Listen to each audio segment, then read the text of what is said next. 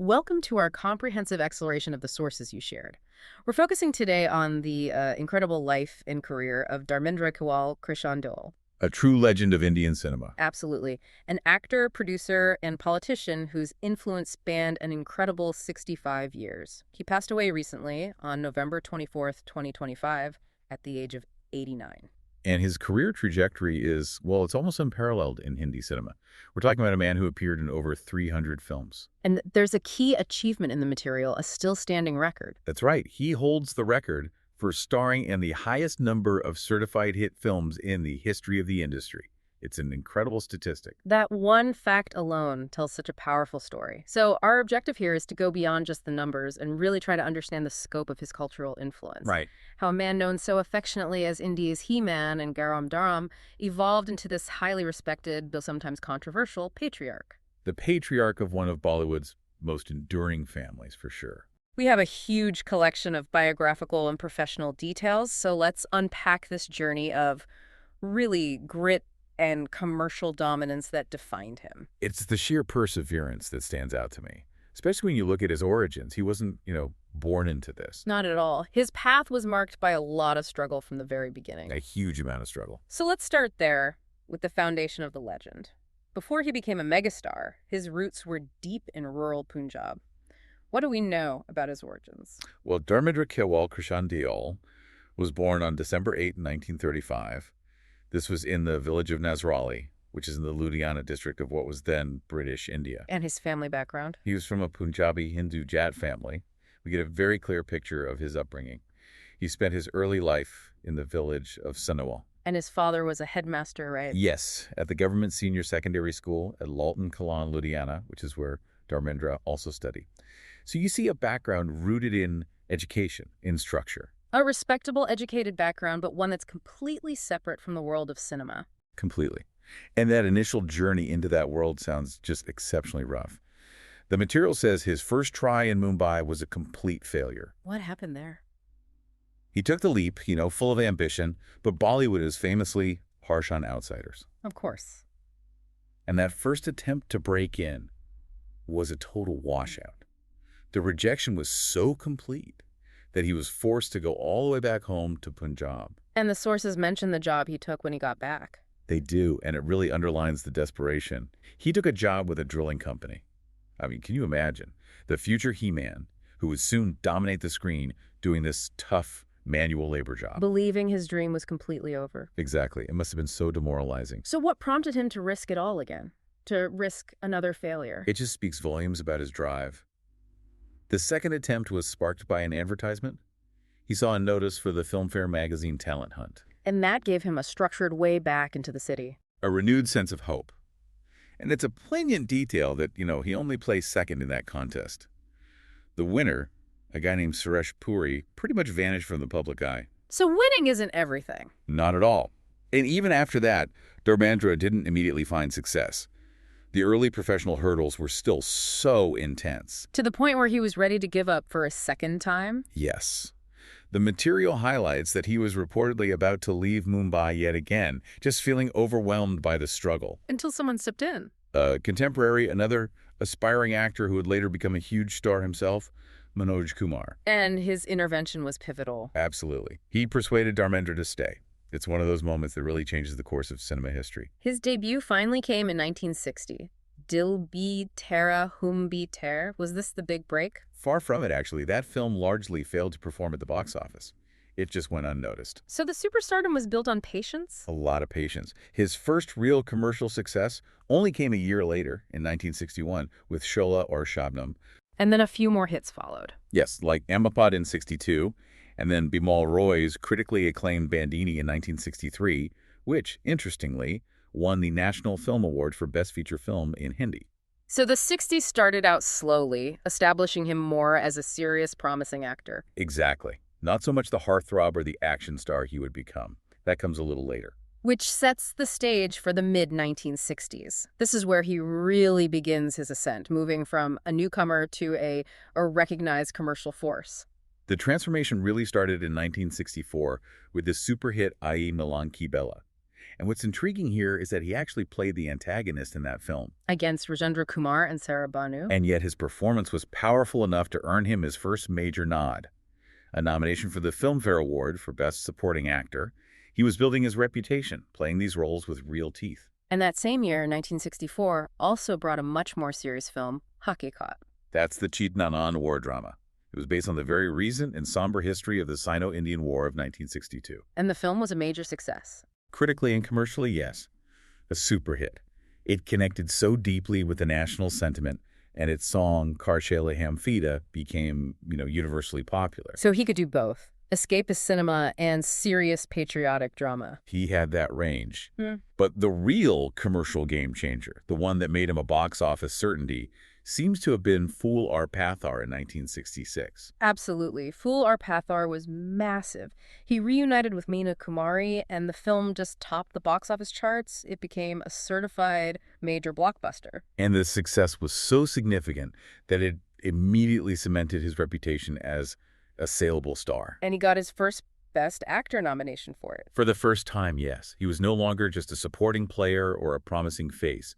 He was a leading man who could deliver huge commercial success. And this wasn't just a one-off. The momentum carried him right into a string of hits that same year. Mamta, Devar, Anupama, Aiden Baharke.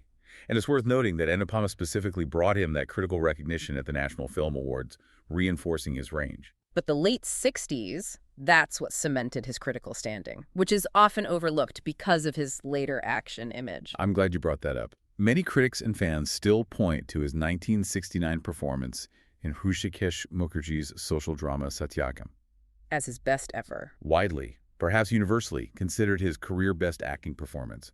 His portrayal of a righteous man in that film was it was something else. And it won the National Award for Best Feature Film in Hindi. It did.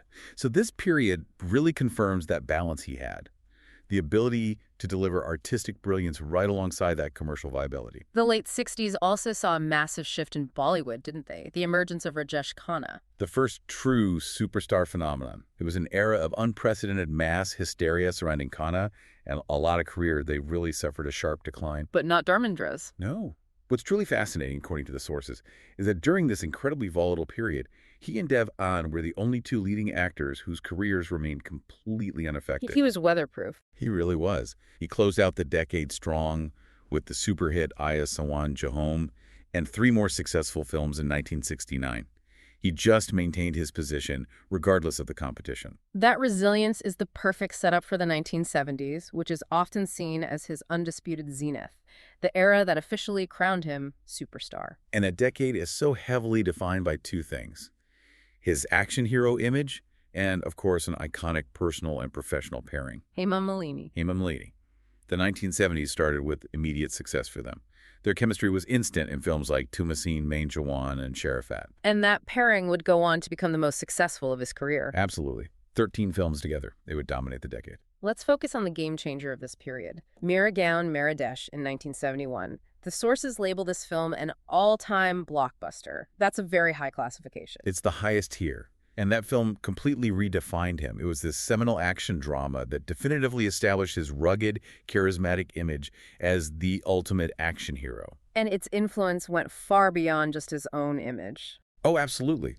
The sources state that the sheer, explosive size of that film's success triggered a seismic industry-wide shift. Away from the softer romantic films. Exactly. It ushered in the age of action films.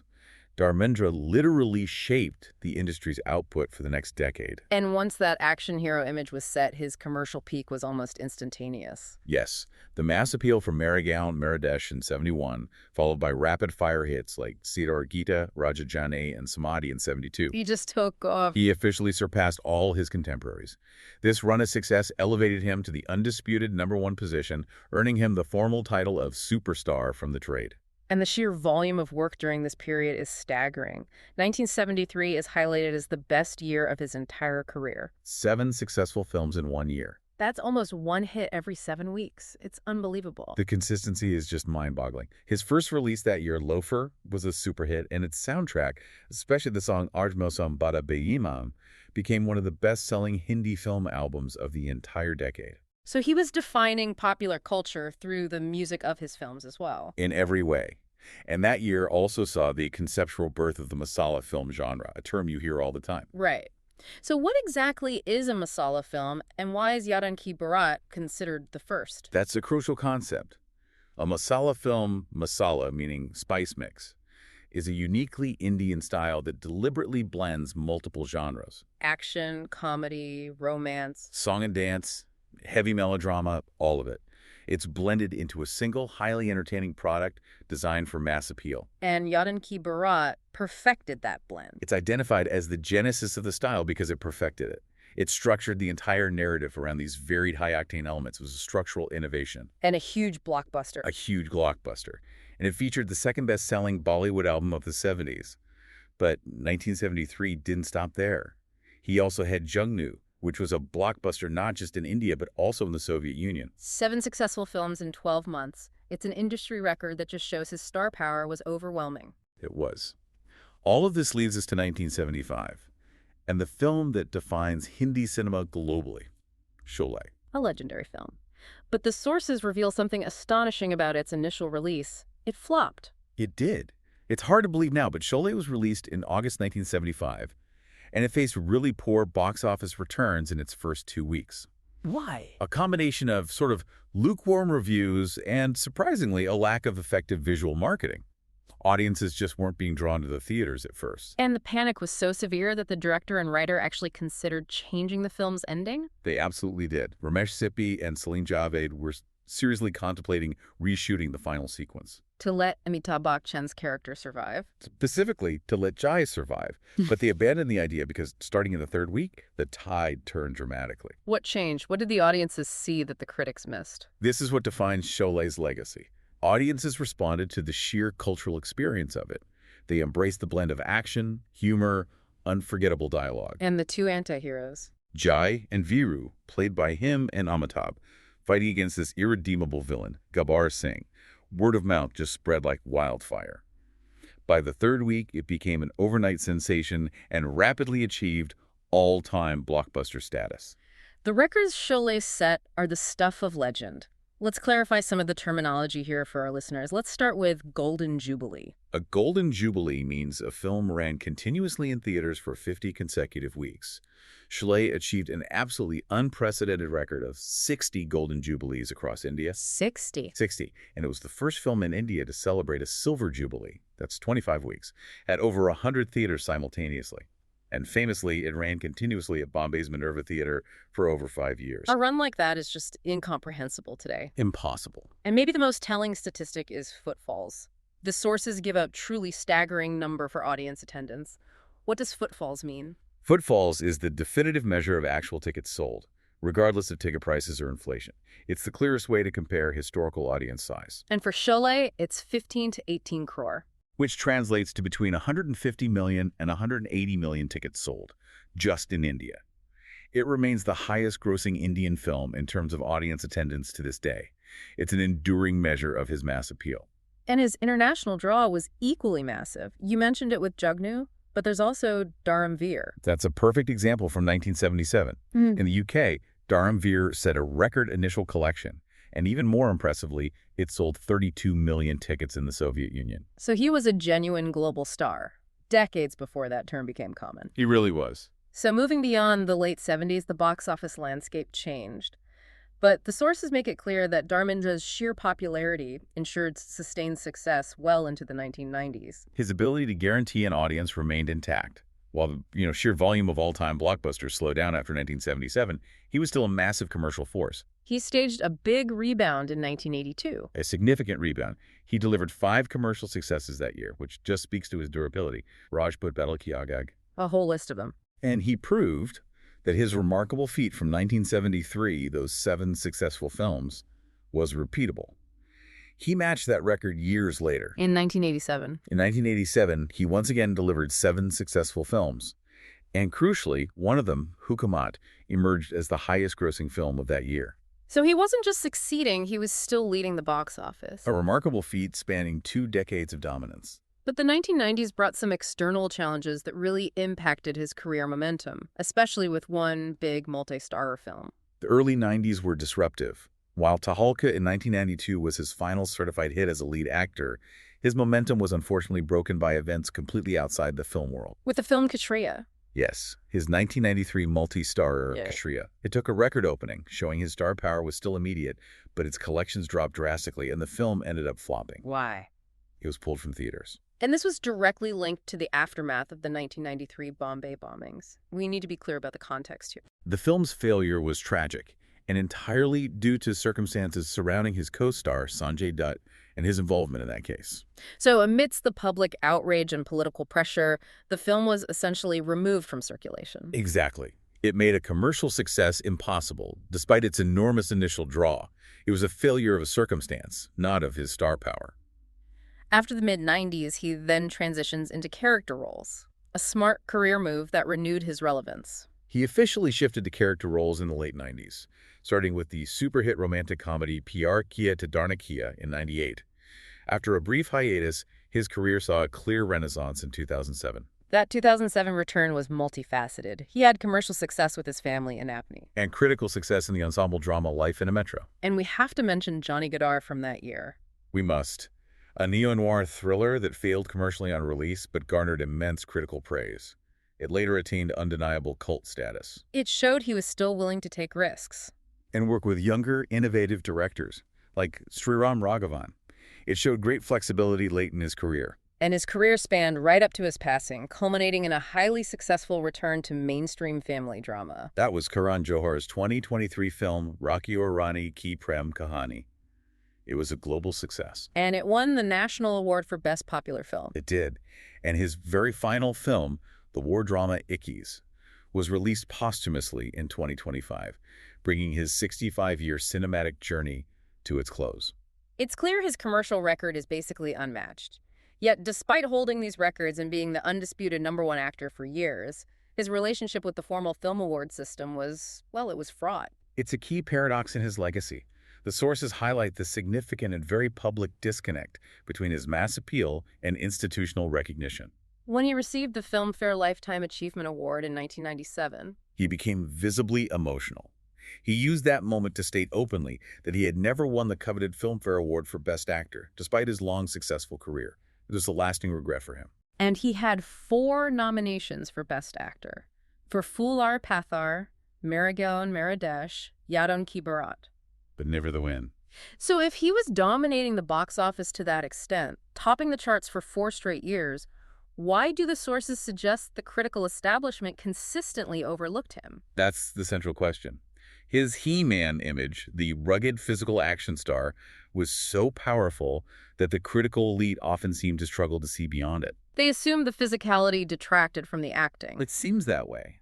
The awards often gravitated toward less commercially dominant but more classically dramatic performances. His commercial dominance, ironically, may have worked against him. But the moment he received that Lifetime Award was immortalized by a remarkably high compliment from one of cinema's most respected figures. Dilip Kumar. While presenting the award, he delivered a comment that has become legendary. He famously told Dharmendra, "Whenever I get to meet with God Almighty, I will set before him my only complaint, why did you not make me as handsome as Dharmendra?" what a thing to say. It just cemented the industry's universal respect for his charm and charisma. And that appeal wasn't just domestic. He was internationally recognized for his looks. Voted one of the most handsome men in the world. In the mid-70s, yes. And his box office durability is statistically proven. He appeared on Box Office India's top actors list 18 times between 1968 and 1987. Topping that list for 4 consecutive years. From 72 through 75. This is a measure of sustained, verifiable commercial dominance. So while the Best Actor trophy remained elusive, he did eventually receive high civilian recognition from the Indian government. He did. The government of India honored him with the Padma Bhushan, India's third highest civilian honor, in 2012. And he collected numerous other Lifetime Achievement Awards over the years. So the industry did ultimately recognize his longevity and impact. In the end, yes. Now, moving beyond acting, Dharmendra was also instrumental in establishing the Deol family as a major production powerhouse. He established his production company, Vijaya Films, in 1983. This was strategically crucial for cementing the family's legacy. And the company's very first venture launched his son. It did. The 1983 film Beta Ab, which launched his eldest son, Sunny Deol, It was a resounding success, the second highest grossing film of that year. And the production house quickly followed that with an acclaimed national award-winning film. In 1990, Gayal, also starring Sunny, which was a huge critical hit, it won 7 Filmfare Awards, including Best Film and the National Film Award for Best Popular Film. And then he launched his younger son, Bobby. In 1995, in Barsat. And the sources highlight a striking detail here. Barsat was the costliest Indian film ever made at the time to feature newcomers. Which just shows his confidence and financial clout in nurturing that next generation. Absolutely. Okay, we need to turn our attention now to his foray into politics. This was a brief chapter and one that generated considerable controversy. His political career was short-lived and, yes, highly contentious. He served as a member of parliament for the BJP, representing Bikaner from 2004 to 2009. And the tenure was mainly marked by questions about his commitment. That's putting it mildly. The controversy started right during his election campaign, with a remark that seemed so jarringly at odds with his screen persona. The dictator perpetuo comment. It was an astonishing thing to say for a public figure. He said he should be elected dictator perpetuo to teach basic etiquette that democracy requires. And it was immediately and severely criticized. Across the political spectrum, it was a bizarre, authoritarian statement that contrasted so sharply with his carefully cultivated common man image. And once he was elected, his performance as a representative drew even more criticism. The sources confirm he was widely condemned for his absenteeism. He rarely attended parliament sessions, preferring to spend his time shooting films or at his farmhouse. His political tenure is really seen as an example of celebrity translating poorly into committed public service. Shifting to his personal sphere, his private life, particularly his dual marriages, often drew intense public scrutiny. He married Prakash Kaur very young, in 1954, before he ever entered the film industry, and they had 4 children together. Including Sunny and Bobby Deol. Right. His second marriage came much later, after years of co-starring with Hema Malini. He married her in 1980. Which was publicly controversial because he was still legally married to Prakash Kaur. And the sources mention rumors about him converting to Islam for that second wedding. Why was that rumor significant? Well, under the existing Indian personal laws for Hindus at the time, polygamy was illegal. So if the rumor of conversion was true, it would have been a legal maneuver to circumvent those marriage laws. Because certain interpretations of Muslim personal law permit multiple wives. Exactly. But the sources confirm that when these rumors resurfaced during his 2004 political campaign, Dharmendra firmly asserted that he had remained a Hindu. He denied ever changing his religion. We also get some insight into the complex familial arrangement that existed later in his life. He and Hema Malini had 2 daughters, Ishana and Ahana. But the sources specify that throughout his later life, Dharmendra spent the majority of his time with his first wife, Prakash Kaur. While Hema Malini lived independently with her children. Yes. It highlights a very complex, often unconventional family dynamic that was, over time, largely accepted. It's a compelling contrast to see that he-man persona next to a much softer, more reflective side that emerged later in life through his writing. Following a serious back ailment in 2001, he found a new creative outlet. He began writing poetry to cope with the solitude and introspection. The sources describe him composing these spontaneous verses, reflecting on life and vulnerability. A very tender artistic dimension that the action hero image often overshadowed. His later years were also marked by significant and well-documented health struggles. They were serious and ongoing. The sources reveal he was previously known for severe alcohol addiction, even being dubbed the biggest boozer in Bollywood. But he quit drinking entirely in 2010. After a major health scare, yes. But subsequently, between 2015 and 2020, he faced multiple hospitalizations for various issues. And here we have to address a truly distressing incident that occurred in his final weeks. The premature and false declaration of his death on November 11th, 2025. It was an extremely unfortunate and painful incident for the family. He'd been admitted to the hospital on November 10th for respiratory issues, and his condition was listed as critical. And the very next day, these rumors of his death began circulating recklessly across social media. And were picked up by some less reputable news channels. The speed and severity of the misinformation was so persuasive that even respected public figures. They believed the reports were true and mistakenly offered public condolences. That's the true measure of the chaos. The Indian Defense Minister Rajnath Singh and the respected lyricist Javed Akhtar both publicly mourned his death. It shows how quickly unverified news can gain traction. And the distress this caused the family, who were already dealing with his critical condition, must have been just immense. Awful.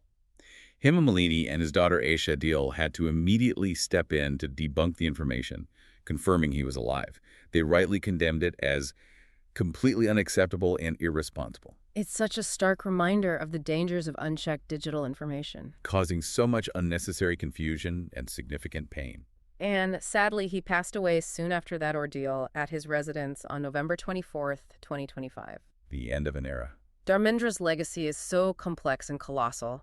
An unparalleled commercial career, a brief but controversial stint in politics, and the enduring role of a family patriarch. And you see the universal admiration he commanded within the industry. Amitabh Bachchan revealed that his wife, Jaya Bachchan, considered Dharmendra the ultimate star. She famously called him a Greek god. Hannon said there was nobody in the industry more handsome than him. Salman Khan, a massive star himself, echoed that sentiment. He said he consistently looked up to Dharmendra, calling him the most beautiful-looking man. Because his face combined innocence and vulnerability with that strong masculine physique. The macho man label. But contemporaries like Zeenat Aban also found him the most humble and easiest co-star to work with. Yet, despite all this adoration and heading one of Bollywood's most powerful families, the sources reveal a surprising sentiment from him late in life. In 2023, he expressed a feeling of being undervalued. He lamented that Bollywood had neglected his family and failed to sufficiently appreciate the overall contributions of the Deol family to Indian cinema. That sense of being slighted, despite their massive commercial success, is such a poignant detail. It is. His career is a defining case study in sustained stardom. He adapted from romantic leads to action heroes, a shift that structurally changed the industry, and then to respected character roles right up to 2025. All while maintaining that enormous box office pull. And the historical reality of his career, being the highest grossing actor for 4 straight years and achieving that all-time record for audience footfalls with Sholay, contrasted against his decades-long frustration over never winning a Best Actor award. It prompts you to think about what cultural influence really is. His legacy isn't in trophies. It's in audience footfalls and the generational cultural impact of the masala film genre he pioneered. He proved that mass influence can fundamentally surpass formal institutional recognition. So for you, the listener, the continuing exploration might be examining how films like Sholay and Yaran Ki Barat weren't just successful movies, but were structural blueprints that fundamentally defined the core Indian cinematic experience for generations, ensuring his legacy continues to shape the industry long after his passing. We hope this discussion has provided you with clarity and context on his monumental impact on Indian cinema and culture. Thanks for listening.